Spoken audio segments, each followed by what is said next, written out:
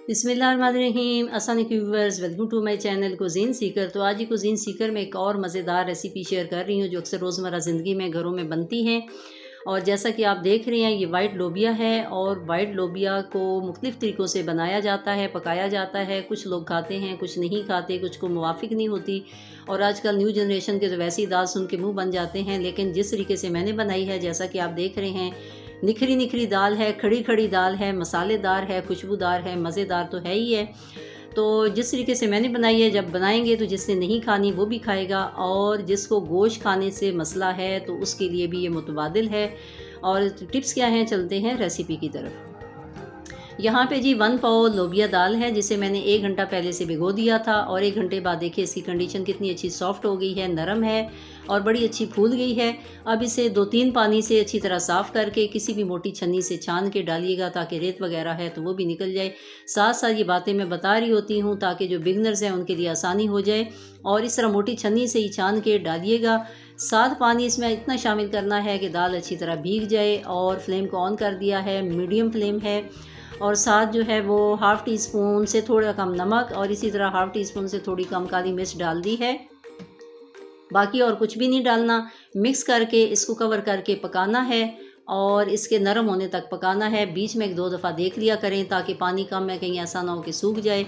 तो हम तो किचन में साथ साथ काम कर रहे होते हैं। पहले मैंने 1 दफ़ा देखा था, अब दोबारा मैं चेक कर रही हूँ। तो ये इसकी कंडीशन जी ये है कि ये टूट रही है, लेकिन अभी थोड़ी सी खड़ी है। इट मीन्स कि 80% ये गल चुकी है। मुझे इतनी ही चाहिए, बहुत ज़्यादा इसको गलाना नहीं है। बाकी जो गलेगी वो आगे कुकिंग प्रोसेस में गल जाएगी। यहाँ पे 1/4 कप ऑयल लिया है और फ्लेम मीडियम ही है। और यहाँ 2 मीडियम साइज़ के प्याज थे, जैसा कि आजकल लाल लाल प्याज आ रहे हैं, और उन्हें इस तरह चॉप करके डाल दिया है। और साथ दाल दिखा रही हूँ कि इसकी ये कंडीशन है। इसके बावजूद ये इतनी खड़ी खड़ी है, साथ इसका पानी साथ शामिल है। अब प्याज को इतना पकाना है कि गोल्डन ब्राउन हो जाए। वक्तन फ़क्तन इसमें भी चमचा चलाते रहना है। इस तरीके से ये बराबर ये ब्राउन होगा। तो ये देखिए इसकी कंडीशन ये है। तो हमें लाइट ब्राउन ही चाहिए। और उसके बाद साथ 1.5 टेबल स्पून अदरक, लहसुन और हरी मिर्च का पेस्ट डाल देना है। ये जो मैं आप लोगों को प्रोसेस बताती हूँ, ये इतने अच्छे हैं कि इस तरीके से मसाला बनता भी मज़ेदार है और जल्दी बनता है।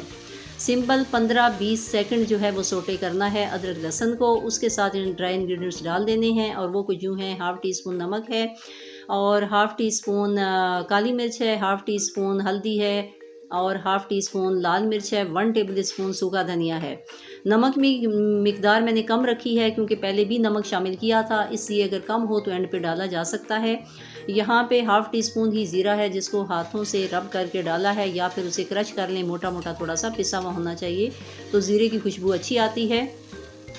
और यहाँ पे 15-20 सेकंड बाद अदरक लहसुन के 15-20 सेकंड बाद जो है नमक मिर्च शामिल किया। साथ थोड़ा सा पानी शामिल करना है ताकि ये जले ना। और इस तरीके से मसाला बहुत अच्छा भुनता है और लाल मिर्च भी अपना कलर बहुत अच्छा छोड़ती है। इसके तकरीबन 1 मिनट के अंदर अंदर ही फिर हमने 60 टमाटर, जो 2 टमाटर हैं मीडियम साइज़ के, इस तरह रफली चॉप हुए हुए हैं, किसी भी तरह चॉप कर लीजिए, काट लीजिए, वो साथ शामिल कर देने हैं। और यहाँ पे टमाटर के साथ थोड़ा सा पानी शामिल करना है और इन्हें इतना पकाना है कि टमाटर सॉफ्ट हो जाएं और मसाला भुन जाए। तो यहाँ जितने भी 2-3 मिनट जितने भी लग जाएं, और साथ पानी शामिल करके बस इसे पकाना है। और ये बिल्कुल इस कंडीशन में आ जाएंगे कि साथ ये देखें टमाटर बिल्कुल गल गए हैं। साथ अगर कहीं मोटा है तो उसे इस तरह मैश कर लिया करें। इस तरीके से मसाला भी अच्छा भुनता है। और ये देखें मसाला बिल्कुल निखरा निखरा है, ऑयल नज़र आ रहा है। साथ साथ मैं कंडीशन दिखा रही होती हूँ चीज़ों की, ताकि आपको सही तरह पता चले कि चीज़ें किस तरीके से कितना पक रही हैं। उसके बाद दाल को उसके पानी के साथ ही शामिल कर दिया है, जिसमें दाल बॉईल की थी उस पानी के साथ ही शामिल किया है। यहाँ एक टिप ये मैं बताऊँ, क्योंकि अक्सर लोग ऐसा करते हैं कि कोई दाल बॉईल करें या चने बॉईल करें, उसका पानी फेंक देते हैं। ऐसा हरगिज़ नहीं करना चाहिए। पूरा फ्लेवर उसी पानी में होता है, इसीलिए दाल को उस पानी के साथ शामिल किया ताकि इस मसाले के साथ मज़ीद गल भी जाए। जो 20% हमने छोड़ी थी, 80% गली थी, और मसाला भी अच्छी तरह साथ इसमें जज़्ब हो जाए और अच्छी तरह मज़ीद इस पक जाए। तो यहाँ पे चूँकि पानी ज़्यादा नहीं डाला हुआ, सिंपल जो है वो फ्लेम को थोड़ा सा जब भी पकाना हो मीडियम टू लो कर दिया करें, यानी मीडियम से थोड़ा कम फ्लेम पे इसको बाकी पकाया है। और यहाँ पे ये देखें कि ये इस कंडीशन में है कि अभी भी थोड़ा थोड़ा पानी है।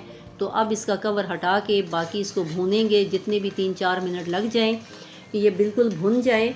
और जब लगे कि अब ये भुनते भुनते 3-4 मिनट हो गए हैं, फ्लेम बहुत ज़्यादा मीडियम नहीं है, थोड़ा कम है, और पेंदे के साथ जब मसाला लग रहा है, 3-4 मिनट हो गए हैं, तो उसके बाद साथ मैं हरी मिर्च, ये इस तरह 3 हरी मिर्चें मैंने काटी हुई हैं। ये वाली हरी मिर्च जो है ये ज़्यादा कड़वी नहीं होती, और साथ जो है वो हरा धनिया है, तो थोड़ी सी अब हरी मिर्च शामिल करूँगी, यानी आधी।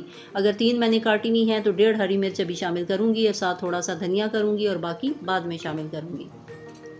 पहले ये थोड़ा इसलिए शामिल कर रही हूँ ताकि दाल में इसका जायका अच्छी तरह चला जाए। और साथ अब यहाँ चूँकि मसाला बिल्कुल भुन गया है और बिल्कुल पानी ड्राई हो गया है, तो हमें थोड़ी सी ग्रेवी चाहिए होती है, क्योंकि अक्सर दाल ये रोटी नान के साथ खाई जाती है। तो यहाँ थोड़ा सा पानी डालना है ताकि थोड़ी सी ग्रेवी नज़र आए और मसाला दिखे।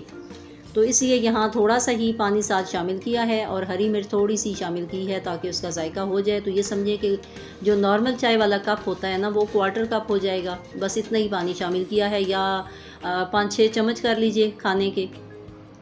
तो यहाँ चूँकि बहुत कम पानी है, साथ साथ वो पक भी गया है, और साथ यहाँ पे नींबू शामिल करना है, आधा नींबू या 1 या 1.5 टेबल स्पून नींबू का जूस हो जाए, तो क्वांटिटी इतनी होनी चाहिए। तो ये साथ शामिल कर दिया है, और यहाँ पे अब फ्लेम को ऑफ़ कर देंगे कि हमें थोड़ी सी ग्रेवी मसाले के साथ ऐसे चाहिए। और बाकी जो हरा धनिया है, हरी मिर्चें हैं, वो अब इसमें थोड़ा सा मिक्स कर लें, और थोड़ा सा बचा लीजिएगा कि जब आप डिश आउट करते हैं तो ऊपर थोड़ा सा स्प्रिंकल कर लें। तो ये अपनी मर्ज़ी है कि अब आपने किस धनिए को किस जगह कितना यूज़ करना है। तो यहाँ पे फ्लेम ऑफ़ करके 1/4 टीस्पून मैंने गरम मसाला साथ डाल दिया है। होममेड ये गरम मसाला है, रेसिपी शेयर कर चुकी हूँ, लिंक डिस्क्रिप्शन में दे दूँगी। बहुत ही मज़ेदार और खुशबूदार मसाला है। और यहाँ डिश आउट करके दिखा रही हूँ जी कि ये देखिए खड़ी खड़ी और निखरी निखरी दाल तैयार है। इस तरीके से बहुत मज़ेदार बनती है। अगर इसको थोड़ा सा और गला दिया जाए और ये पतली हो जाए तो वो भारीपन पैदा करती है।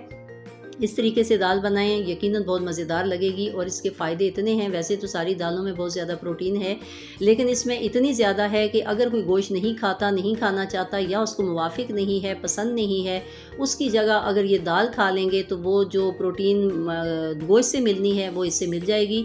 और आजकल जो बच्चे पढ़ने वाले हैं उनके ज़हनी तक़वियत के लिए भी ये दाल बहुत अच्छी है। मुख्तलिफ़ तरीक़ों से इस तरीके से बनाएं तो जिन्होंने नहीं खानी वो भी खाएंगे। और ये बहुत ही अल्लाह ताला की कुदरत की फ़ायदेमंद चीज़ें हैं। इनको अपने मेन्यू में ज़रूर शामिल किया करें। शुरू से ही अगर बच्चों को खिलाएं तो वो इसके आदी हो जाते हैं। तो एक मज़ेदार जी रेसिपी शेयर कर दी है। वीडियो पसंद आए तो आगे फैमिली फ्रेंड्स में शेयर ज़रूर कर दिया करें, और अपनी दुआ में याद रखिए। खुश रहिए, एंजॉय कीजिए। अल्लाह हाफिज़।